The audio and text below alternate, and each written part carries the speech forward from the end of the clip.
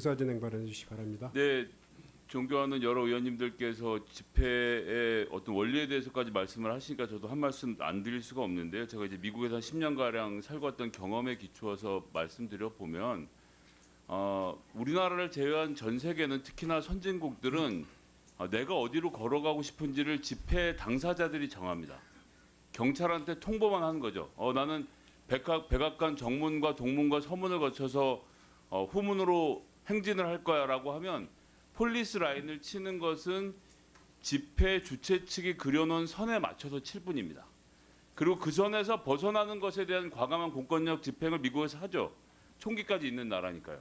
하지만 어디서 내가 어떤 방식으로 집회할지는 집회 주최자가 정합니다. 이게 프리덤 오브 스피치입니다. 우리나라처럼 밤새 가갖고 막 새벽에 등록을 하고 이 정서가 내 장소니 이 장소니 아무도 따지지 않습니다. 그렇게 집회를 신고하고 관리하는 선진국의 사례를 전 본 적이 없고요. 그래서 어떤 집회는 허가하고 어떤 집회는 허가하지 않는다? 경찰이 뭐라고 그런 권리를 줬다고 자기들 마음대로 자의적으로 집행하는지를 먼저 묻고 싶고요. 두 번째는 저희가 오늘 사과를 받자고 말씀드리는 이유는 경찰청장이 지금 어떤 자세로 공권력을 행사하는지를 보는 겁니다. 예를 하나 들어보겠습니다. 제가 지난번 서울경찰청장 때 질의를 했고 지난 전체 회의 때도 다시 한번 질의를 했는데 영상 잠깐만 볼까요? 청장님 이 영상 이제 보셨죠?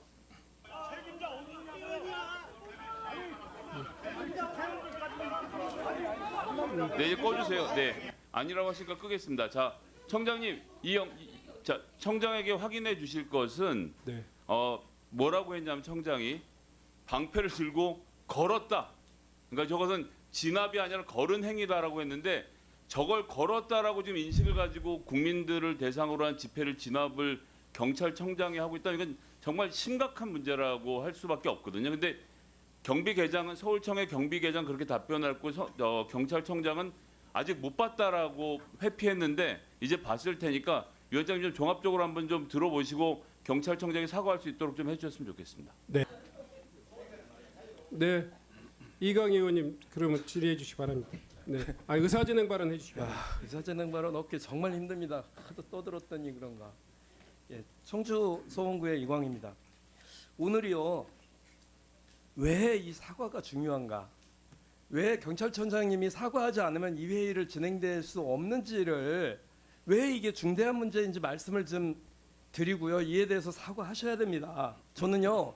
이번 집회를 보면서 경찰이 사전에 충돌을 유도하고 연행하고 또 구속해서 공안정국 조성하기 위한 기획이라는 의구심을 가지고 있어요. 공안정국은 저 80년대에나 있었던 사건입니다. 왜 그러냐면 이번 경찰이 지금 수십 년 동안 집회 하루 이틀 관리해 본 거 아니지 않습니까? 이미 집회 신고 내용 보면 15개소에서 사전 집회하고 본 집회 장소인 대한문까지 행진한다고 경찰은 알고 있었습니다. 그런데 경찰은 일부러 좁은 구역에 집회 허가를 하고 집회 참가자가 허가 구역으로 나올 것을 기획한 듯이 제재했습니다. 당연히 그러다 보면 사람들이 몰려서 토끼무리식으로 몰려갈 수밖에 없었어요. 이것에 대해서 문제 제기를 하는 것이고요. 그러면 더군다나 두 번째는 경찰이요. 3단봉과 방패로 무장한 특수진압봉을 입은 병력이 투입이 됐습니다. 이건 이전의 도심 집회에서는 볼 수도 없었던 광경이었고요. 최근 도심 집회에서 이토록 중무장한 경력이 투입된 적이 있었는지 의구심이 들어요.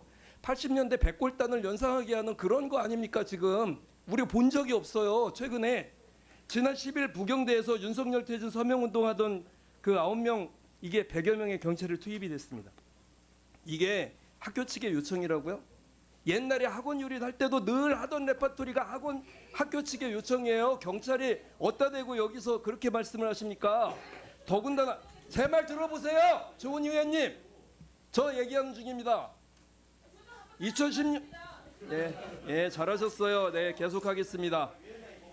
2016년부터 2017년 봄까지 2016년부터 2017년 봄까지 박근혜 탄핵 요구 집회 우리 국민들은 위대하게 아무런 일도 없이 그것도 경찰의 도움 아래 이렇게 끝냈습니다. 당시에 물리적 충돌 자체가 없었어요. 왜 그러냐면 그 당시에만 해도 경찰들이 집회를 안전하게 해왔기 때문입니다. 왜 최근에 와서 이렇게 이건 민주주의 위기라고 보고요.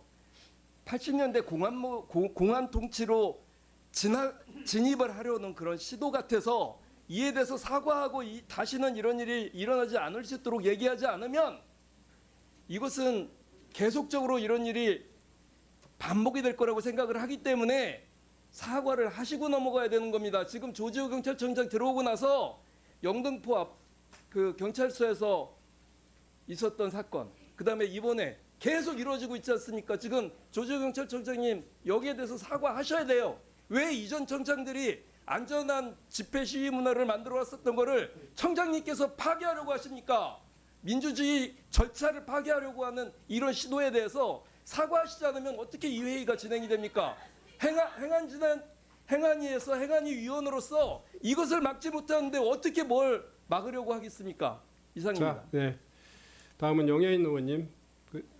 아이고 죄송합니다. 네. 정춘생 의원님. 예, 조국혁신당 정춘생입니다. 저는 가능한 한 의사진행 발언 안 하고 청장의 사과를 받고 예산 심사를 하기를 바랬습니다. 그러나 지금 청장님의 발언에 대해서 굉장히 실망을 금할 수 없습니다.